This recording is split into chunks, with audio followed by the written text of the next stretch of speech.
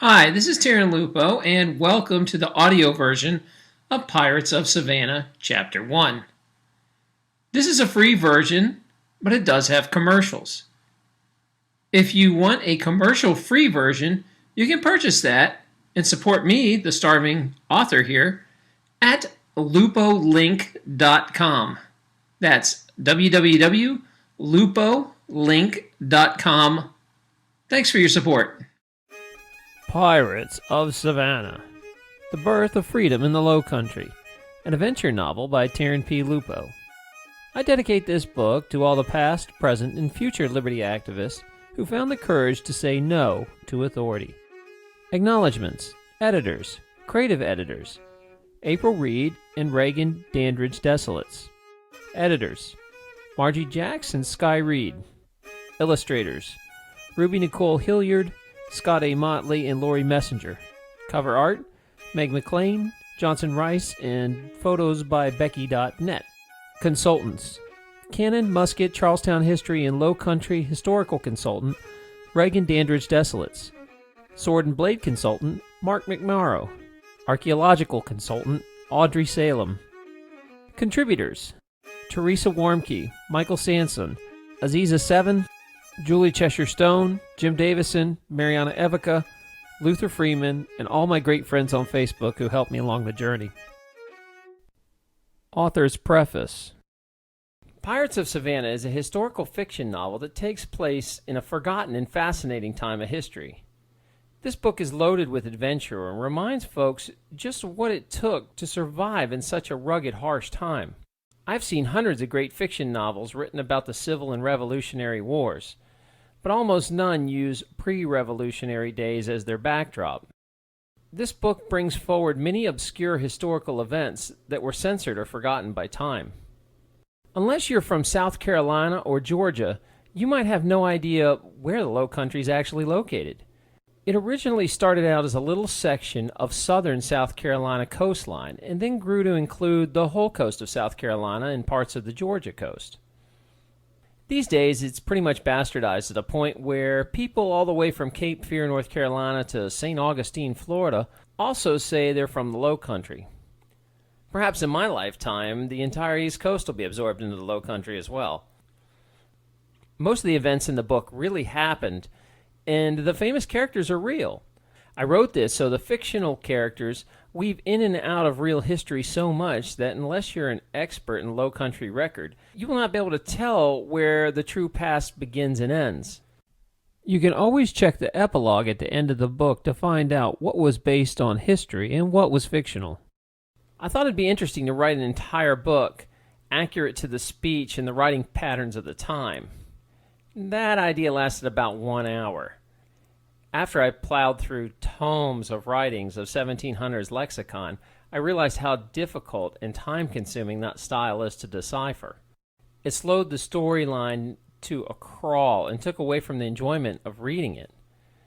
So I have stayed true and used words from that time period, but not the confusing writing and speaking styles. You need to remember, standard rules for grammar didn't come into play until the 1800s, so pretty much anything went.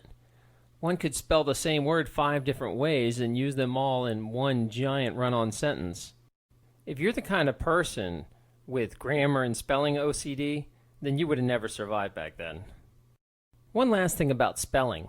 Some spelling was changed over time. When the book talks about Charlestown instead of Charleston, or Jekyll Island with 1 L instead of Jekyll Island with 2 L's, it's not a mistake. Even some of the famous people in the book have multiple ways to spell their name. So if a name looks different than the way you remember it, it's because I have chose the version I came across the most. Here's some other things you might need to know before diving into this book. The 1700s were filthy. I mean really, really disgusting. Think of the grossest rugby or frat house and multiply it by 100 times. Any personal hygiene was a luxury, and most common folks only bathed once a season. Average people owned only one set of clothes and would have never seen soap. My father even asked me to include a warning about the vividness of the first chapter of the book. He He wanted me to tell you that the rest of the book is not that squalid. Oh, everybody's a critic. I'm sure you've heard the saying, history is written by the winners. I never realized how true that was until I dove into stacks of old writings. People forget in this day and age how writings which criticize the powers that be was the fastest way to a noose. Most of the writings that survived that time period were king's correspondences, military's records, and propaganda.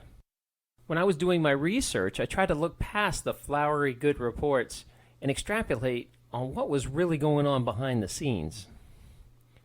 Most people in school learn a watered-down version of why colonists came to America. I was always told they came over so they could practice their religion without fear of being killed by the king. Now, it is true that many did escape from the king's religious persecution, but that's not the whole story. Many others came over to escape the rule of government altogether. Some of those settlers were this nation's first freedom activists.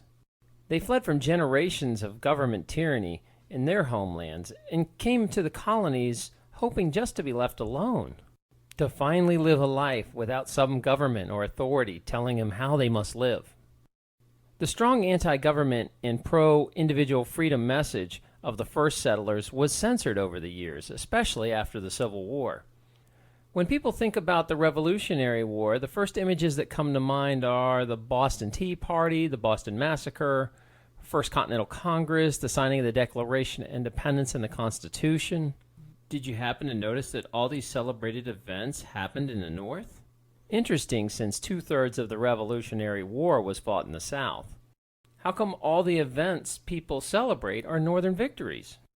Part of the reason was Ben Franklin had his hand in most of the printing during that time and wanted to promote himself in the Northern states. But the big reason for this is because after the South lost the War of Southern Secession, or the Civil War, the North purposely erased as much Southern history as it could. A propaganda campaign played out to change Southern minds so they would stop seeing themselves as independent and instead see themselves as part of one new nation. That held over and continued forward even today. Just pick up a public or government school's history book and see what events are celebrated and what events are omitted. I hope to do my part to reteach that bit of missing rabble-rousing history through an exciting and interesting story instead of a boring, crusty history book. You can also find the print book, the e-book, audiobook, as well as lots of video extras at www.piratesofsavannahbook.com. Again, all one word, piratesofsavannahbook.com. Good hunting, Terran P. Lupo.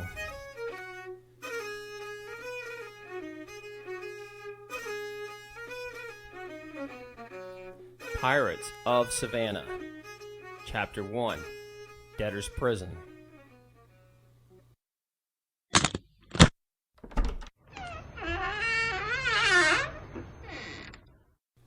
Like a religious experience, the sun flooded the prison cell, blinding the young man.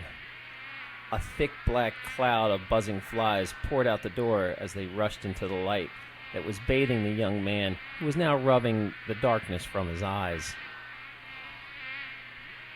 He could only squint at the intrusion of the light and make out a blurry black cloud of flies that seemed like smoke madly escaping from a burning building. It seemed to go on for minutes as thousands of flies swarmed out, and his eyes adjusted to the first light they had seen in 2 long weeks. 14 days without a hint of light, sealed in complete darkness, is not quickly erased from the eye. But after a few moments, he could see the guards. Their noses and mouths were covered with tattered rags tied tightly behind their heads, revealing only their eyes that were wide with fear of the disease that had swept through the prison so quickly. Even their hands were wrapped thick with cloth like filthy mittens. No chances would be taken this close to the foul of the cells, littered with emaciated, diseased, and dying prisoners. The man watched dispassionately as a guard barked a muffled order to another inmate to drag the dead from the cell to the fire pit to be burned. The man smiled weakly and thought, "It must smell rosy in the barracks." He knew the guards only allowed the prisoners to remove the dead bodies when the festering smell of pox would creep into their quarters. The prison cells used to be sanitary, but that was before the rampant pox. The only thing that spread faster than the pox was the fear of the pox. In response, the dungeon had been sealed, and the unlucky, frightened guards were assigned to leave food and water by the door once a day. A selected few inmates were allowed to go to the door and retrieve the food and dispense it to their fellow prisoners, but the guards made sure only the healthy received the poor excuse for nourishment in this pit. The sick were too weak, unconscious, or dying to waste the victuals and water on. The cell had become a dumping ground for those who did not have the minor great pox, but rather the more deadly smallpox. A few unfortunate souls suffered from the malignant variety, or worse yet, the dreaded black pox. In a place where human refuge resigned, it was no surprise that smallpox struck the prisoners with such fury, their bodies breaking out into papules filling with opalescent fluid. It was only a matter of time until the remaining sick would join their fellow inmates in the deep fire pit in the yard outside the prison. The extremely massive but emaciated prisoner dragging the corpses was handling his job with slight grace, and soon became nauseated by the thick ammonia fumes from the fowl on the floor. He became overwhelmed, and gripping his stomach, he paused, only to expel his meal all over the bloated, pus-filled bodies that were at his feet. His vomit that did not get stuck in his long beard was added spice to the floor that had already covered in black and green slippery slosh, a combination of feces, urine, blood, dried crusted semen, and diseased vomit, an inch thick, that prisoners referred to as the vile sludge. The men had almost forgotten the floor was alive until they saw it again in the rare sunlight beaming in the open door. He recoiled from the sight. Throngs of maggots, fungus, and flies laying their nests in the filth. He had grown so accustomed to the constant buzz of flies and beetles coming from below his feet, he no longer heard them. But their squirming bodies, now illuminated, gave the illusion that the floor was a living, moving organism. There was a time that chamber buckets would have served to keep the cell sanitary, but they had since become overfilled and obsolete.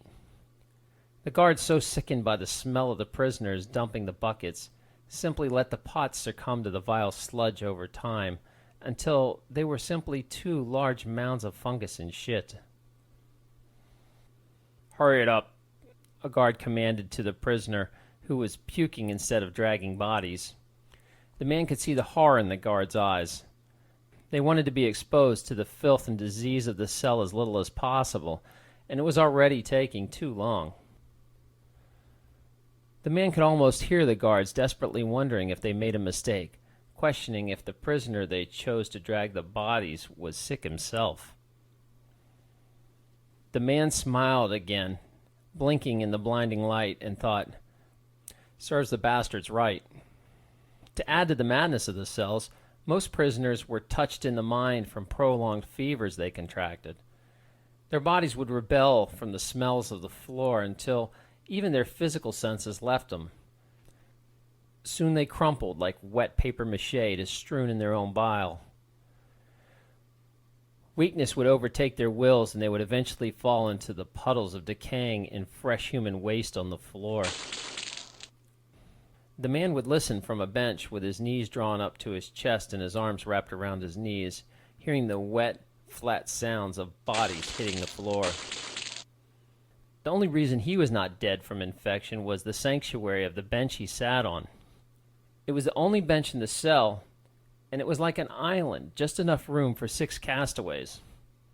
The old wooden bench had been broken so many times in the past, it was now barely being held together with a rigging of thigh bones and rags taken from dead prisoners to keep it standing. Now, with an empty stomach and a chest and beard covered with brown vomit, the nauseous prisoner soon regained his composure enough to finish his chore and drag the corpses into the hall one by one. The man closed his eyes and rested his head on his knees, drawn to his chest as the guards closed and locked the heavy cell door, leaving him once again in the darkness.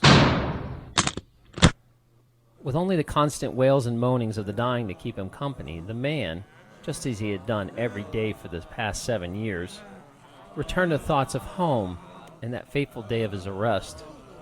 He rubbed the long scar on his left jaw and silently vowed that he would live to meet William Potts again. His name was Patrick Willis, and he had once been an aspiring jeweler.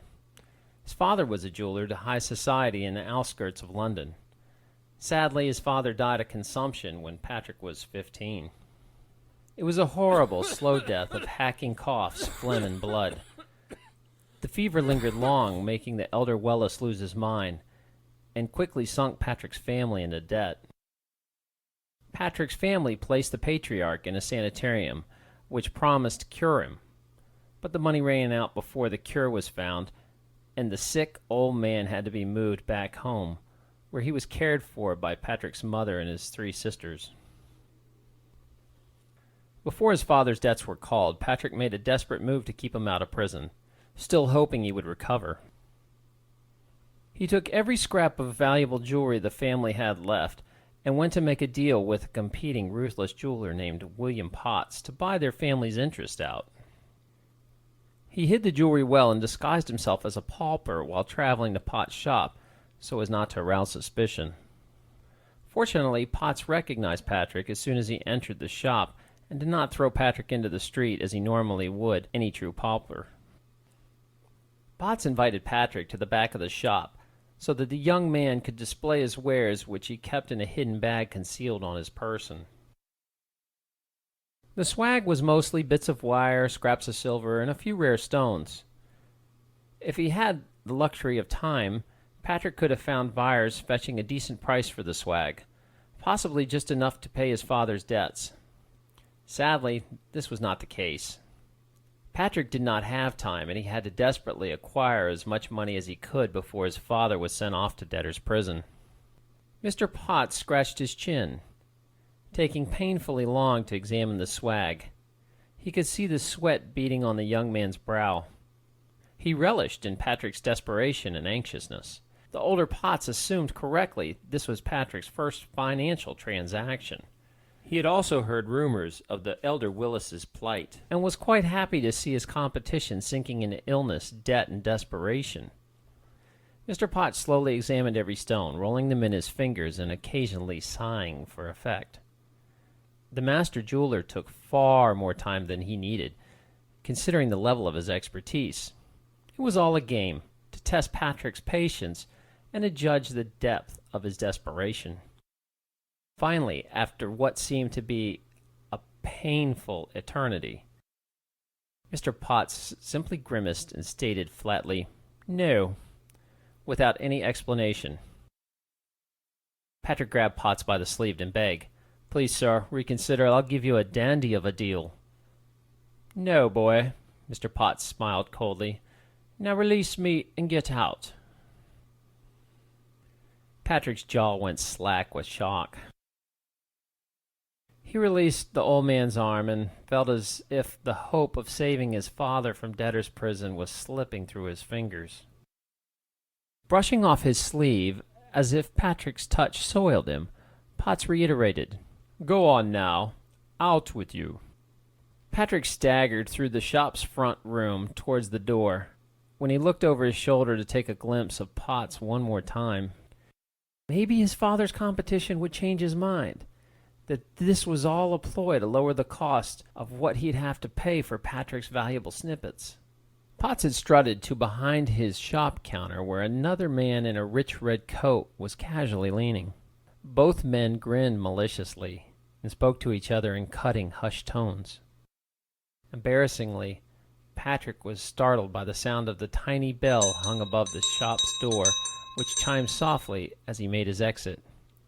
The two men roared with laughter, and Patrick could only hang his head and walk out with a defeated gait. Humiliated, Patrick slowly began his dejected ambulation home, his mind scrambling to find words that he could tell his poor mother that his last desperate plan was a failure. He thought about his poor little sisters and how they would fare in a life of poverty with no dowry and no prospects for betterment, when suddenly he felt a red-hot burning sensation flash across his jaw. It felt like he had stuck his face in a fire. Grasping his jaw, he fell to his knees, withering in pain. To his astonishment, he realized the puddle of blood forming on the ground around his knees was from the blood dripping off his own chin. He then felt a hard boot slam against his back, forcing him prone into the mud. The thief knew right where Patrick's pouch of his valuables was hidden and deftly ripped it from his clothes. Looking over his shoulder, Patrick could only see the backside of the thief running quickly down the street. For a brief moment, Patrick was sure he caught a glimpse of a red rich coat as the thief darted around the corner. It took the assaulted young man a few sands of time to figure out what just happened. His head spun and his face throbbed with pain. He called out for help, but strangers just ignored him. The man appeared as a seemingly low pauper, bleeding in the street, and witnesses continued to walk by without even making eye contact. The strangers knew it was entirely too dangerous to get involved in other people's business. The locals knew that exposing a thief was the fastest way to put your own family in danger and find a dagger in your back. With no one to help, Patrick collected himself and tried to stop the crimson gushing from his left cheek by pressing his sleeve against the gaping wound. He knew chasing the thief was futile, and he had better get home as fast as possible to control blood flow and clean the wound. Nothing kills a man as slow and painful as sepsis. When he finally made it home, Patrick's entire family sat around the kitchen table and cried as he told them what happened. How Potts offered him nothing, laughed him out of his shop, and how Patrick fell victim to the road agent. When he was done telling his sorry story, the whole family was silent. His small, straw-haired sister Garland came over and held his hand. Patrick's family knew what this failure meant, and that the consequences were ghastly. The Willis family owed the sanitarium a great deal of money. Since his father was a prominent jeweler, the sanitarium assumed Mr. Willis had plenty of money and extended him credit. After a few months, the sanitarium wised up and threw Patrick's father into the streets demanding payment. Immediately, the sanitarium lodged a complaint with the officials, and it was expected that soon the elder sick patriarch would be dragged off to debtor's prison. 2 days after Patrick failed to sell the jewelry scraps to Potts and was robbed by the road agent, his father died at the humble home they were renting. With tears in her eyes, Patrick's mother sold the wedding ring her husband handcrafted for her to pay for his funeral services and for the following month's rent. It was a simple and solemn funeral, poorly attended from fear of catching the consumption from the corpse of old man Willis. The service was heart-wrenching. The sobbing of Patrick's mothers and sisters, who were grieving openly and loudly, was muffled by the sounds of the heavy falling rain. Garland wept loudly and hugged Patrick's leg as their father was entombed into the earth. Then, as Patrick made his way from the grave, 2 agents of His Majesty, King George II, grabbed each of Patrick's arms. He knew he was out of time. By King's law, it was decreed that the oldest son become responsible for the father's debt. This statute was not usually enforced on one as young as Patrick, but unfortunately, his family's debt was sizable. He said his goodbyes to his family, and he calmly walked away with the agents escorting him. The sobbing sounds that came from his huddled family broke Patrick's heart. Although his mother and sisters vowed to work hard and pay off the debts to free Patrick, they all knew it would be impossible to come on to such a large sum. Patrick's first prison cell was nowhere near as bad as the one he was currently residing in. The people demanded of their king that mercy be shown on debtors and the poor. More and more, the king and his parliament were expected to pay for people's incarcerations. Initially, debtors would be charged room and board at a private facility in addition to the debt they owed. Families on the outside were expected to work harder or sell off their belongings to pay off the debt of their imprisoned loved ones as fast as they could, so as not to incur an insurmountable sum. The longer a prisoner was incarcerated, the larger and larger the debt grew, due to daily fees. Once a prisoner's debt got too unmanageable, the private facility quickly realized they would not make a profit and moved the debtor to the king's debtors' prison. The government prisons were worse than hell, and Patrick resided in the most infamous of them all. When he was young, Patrick's father read to him illegal papers of the Enlightenment doctrines. These ideas were radical and talked of such things as a man being born with rights, and that these rights were not bestowed on him from king or church. His father told him, "As history has always shown, any government program will run far worse than the private market would." The king's prisons were no exception to this. The crown begrudgingly spent as little as it could on these hellholes. In past times, the king simply executed the troublesome poor prisoners who were nuisances to him. But now he had not been so openly tyrannical. George II wanted to give the appearance that he was a compassionate king, so he created social programs. He hoped to avoid the negative gossip in the socialite circles stirred by executing so many poor, nonviolent subjects. He did not want to be publicly exposed as the tyrant he truly was. The king determined it was far easier to keep his subjects within his law if they felt their concerns were being heard by a sympathetic ruler. Recently, King George was pressured by powerful socialites to show compassion and extend his benevolence to the debtors' prison. Many subjects had at least one relative in these dungeons, and this was a popular societal concern. But soon the king discovered he was quickly going broke being compassionate. Patrick was imprisoned in September 1728.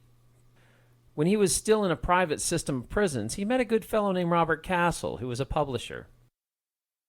Castle had published a book on architecture, and he was imprisoned for the debts he incurred by publishing it. Robert told Patrick that there was so much excitement about the book, private investors practically threw money at him through loans. The book was called The Villas of the Ancients, and it focused on ancient Greek and Roman architecture. Greek and Roman architecture was all the rage in upper London society. Sadly, it was poorly timed. Robert took too long to release it, and by the time it was published, the frenzy of Greek and Roman architecture had fallen out of fashion. The book was a total failure, and Castle incurred a tremendous amount of debt. Robert was a really nice fellow. Patrick and him became quick friends. Patrick assumed that he must remind Robert of a little brother or maybe a nephew, but never confirmed this notion. The young prisoner did not care what the reason was. A friend was welcome in this lonely place. They rotated watch so they could sleep safely and unmolested. Robert even taught Patrick how to play chess in the dirt with some rocks he collected. He used to tell Patrick that this was the game of kings and royalty. It did help pass the time, which dragged on. Patrick's family never paid 1 shilling towards his debt. He imagined his mother and sisters needed everything they could get just to pay for rent and put food on the table. After they earned each other's trust, Robert shared a secret with Patrick. The day he was incarcerated, he dispatched a message to his friend, James Edward Oglethorpe. Oglethorpe was a high-ranking military official and an old friend of Robert's. Robert promised his old friend could help, but sadly, before Oglethorpe could do anything for the men, Patrick and Robert were moved from the clean private prison to the den of stench, which was the king's debtors' prison. Upon entering their new cell, the offensive, dank stench announced the squalid conditions immediately. Robert pleaded with the guard to move them back to their private jails. Angered by this request, the vindictive, cruel guard had Patrick and Robert moved to the filthiest, most infested cell in the entire prison. The sadistic sentry seemed to enjoy prodding Robert and mockingly asked, "Will the privacy of this cell suit your delicate disposition, sir?" After the heavy cell door clanged shut and the lock clicked, Patrick could hear the laughter of the guards echoing down the hall as they walked away. The same watchmen seemed to delight in torturing Robert. He would purposely add inmates to their dark cell whose minds were violent or touched with insanity. Among raving lunatics and violent men who were more like animals, Robert and Patrick had to fight just to keep a piece of moldy bread or a ladle of water. The worst of the insane cellmates would smear themselves with their own feces and at night would toss urine or sperm on other cellmates while they slept. Many of these demented souls were murdered in their sleep, especially the ones who had lesions of the brain, who were touched and made mad. They so disgusted and annoyed the other prisoners, they were commonly strangled to hell their first night in the cell. Robert was surviving as well as expected until the corrupt, cruel guard decided to make the cell the infirmary for the smallpox victims. Robert soon fell sick from smallpox and died a terrible death shortly thereafter. The prison rumor mill told Patrick that Oglethorpe finally arrived. He was furious about his friend's death. It took Patrick a while to piece all these fragments of information together, but this is what he gleaned. Oglethorpe had enough political favor to initiate investigation of the jails after the death of his dear acquaintance, Robert. He even boldly took a committee to investigate the king's prison. The findings were eventually reported to the Parliament and king, who were either truly shocked about the deplorable conditions or faked their disgust well. When the news broke about the investigation, the subjects and powerful socialites demanded something be done immediately. Oglethorpe's report was used as a pawn in the political chess game, and it caused a resounding rally cry for reform. In fact, the crooked jailer that made Patrick and Robert's life hell was publicly called out and taken to trial. It was such big news, it made it into the monthly periodical and was not even censored away from the public. Of course, nothing really changed in Patrick's jail. The officials merely cleaned up a few cells and a handful of prisoners, then invited the authorities to inspect their reformed prison. Once the official inspections were over, the prison returned to being one giant pestilence and pox factory. Over the years of his imprisonment, Patrick heard more of this Oglethorpe character attempting to reform the prisons. He assumed Oglethorpe was so upset about Robert's death that it ignited a burning in his soul for a sense of justice. The military officer lobbied the Parliament to consider a bill for relief for insolvent debtors. He also was selected as a director of the Royal West Africa Company. Patrick later heard that directing this company put a bitter taste on his tongue for the practice of slavery. The prisoner even heard a strange rumor that Oglethorpe was trying to teach Indian heathens to accept Anglican beliefs. The thought of seeing all those savages wearing their feather headdresses in church would make Patrick laugh heartily. Eventually, Oglethorpe and his friend Lord Percival came up with the notion to take all the debtors and other criminals filling the prisons in England and move them to the colonies in America. They made an appointment with King George II to bring this idea in front of him. Patrick was later told that Oglethorpe tried to win favor with logic. He sold the idea that it would solve a few of the king's problems in one move. He argued that the royal colony of Charlestown in South Carolina was being harassed and harangued by the Spanish and savages from Florida, and that a new colony could act as a buffer against such attacks. He went on to explain the advantages of having subtropical crops for the crown to exploit. Many merchants were getting very rich trading commodities from the colonies because England's soil was too sandy to grow most crops. Nevertheless, what sold the king on the idea was relief to his burdened treasury. Oglethorpe suggested that the king provide relief to the debtors and poor by removing them from England and freeing them to work in the colonies. He knew if all reason failed, he could appeal to His Majesty's coffers. The king was rumored to have ruminated over this for a while, but Oglethorpe closed the deal with one capital idea. He offered the king, if he would let him establish the new colony, Oglethorpe would name the territory after him and christen it Georgia. Appealing to his purse and now his ego, the king loved the notion and instantly took all credit for the idea, like all politicians do. So on June 8th, 1732, the king signed a charter for the colony of Georgia. This planned for a clutch of politicians and board trustees, which would manage the colony for 21 years until it was recognized as an official colony.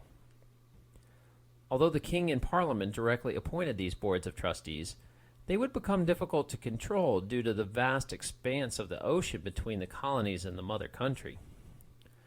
Corruption became widespread on these boards, making many trustees' members very wealthy through nefarious side deals. As with all governments through time, it was a game of rewarding one's friends and punishing one's enemies using the legitimacy of state powers.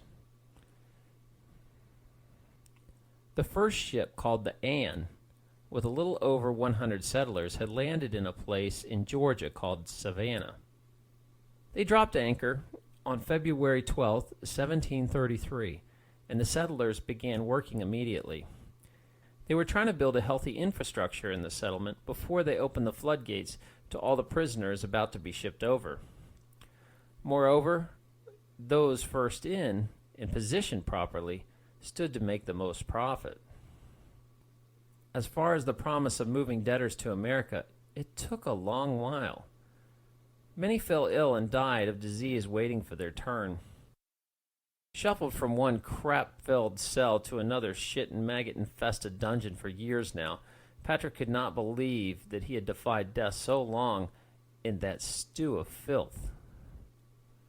He had miraculously survived 5 whole years since the new colony, Georgia, had been established, still clinging to hope and waiting for his turn. Just to entertain themselves, each day the guards would lie to Patrick and say he was next to leave. The watchmen continually promised everyone that they were on the next ship leaving. Patrick could almost stop believing that there was even a real place called Savannah, and there was any hope of escape. One thing that kept him going was his 2 friends he had made in his 5-year nightmarish ordeal.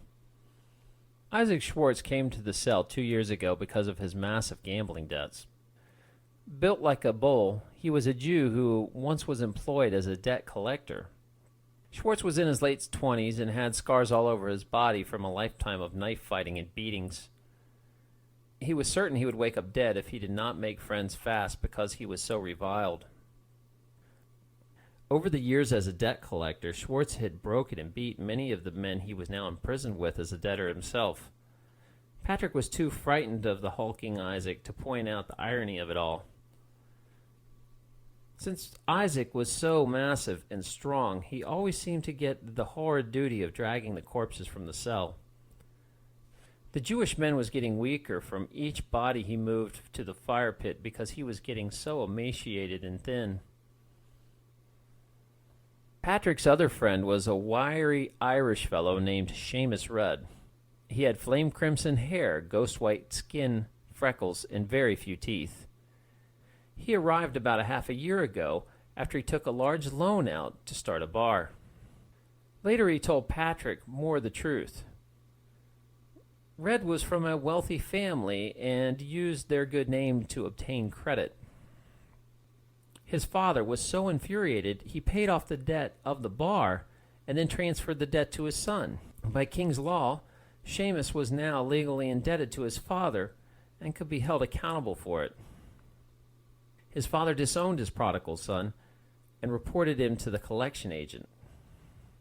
Soon after, Seamus ended up in the cell with Patrick, hopelessly waiting for his father to regret the decision and buy back his freedom. Seamus made one fatal mistake when he opened his business. He forgot to calculate the cost of his love for the devil's piss. The doors of his bar were only open a short time before Seamus ran out of beer and liquor.